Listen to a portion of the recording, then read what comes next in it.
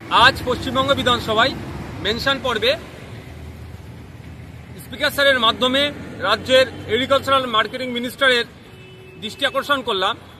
রমজান মাসে যেভাবে ফলমূলের দাম বেড়ে যায় এবং কালোবাজারি হয় সেটা রোধের জন্য। আমরা সকলেই জানি আর 2 সপ্তাহের মধ্যে পবিত্র রমজান মাস আসতে চলেছে। মুসলিম সম্প্রদায়ের মানুষজন মাসভর রোজা রাখে, সারাদিন তারা নির্জলা উপবাস করেন, সন্ধ্যার সময় তারা ইফতার করেন, অন্যান্য খাবারের সাথে তারা ফলমূল খান। কিন্তু দুর্ভাগ্যের বিষয়, এক শ্রেণীর অসাধু ব্যবসায়ীরা এই সময় স্বাভাবিক সময়ে বিগত দিনে ফলমূলের যা দাম থাকে, রমজান মাসে ফলের চড়া দামে তারা বিক্রি করে এবং ফলের কালোবাজারি করে। তাই আমি আজকে মাননীয় মন্ত্রীর দৃষ্টি আকর্ষণ করেছি, এই দাম যাতে নিয়ন্ত্রণে থাকে, কালোবাজারি না হয়, তার জন্য একটা টাস্ক ফোর্স গঠন করে এটার ব্যবস্থা গ্রহণ করা।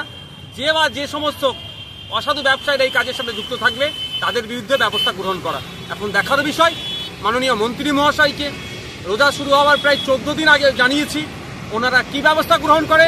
পশ্চিমবাংলার একটা হেভি অংশের সংখ্যালঘু মুসলিম সম্প্রদায়ের রোজা যারা রাখবেন, তাদের রোজা রাখার শেষে যারা ইফতার করবেন, সেই ইফতার যাতে সঠিক দামে কিনতে পারে, তার কি ব্যবস্থা, তার কি সুরাহা করে, সেটাই এখন দেখার বিষয়।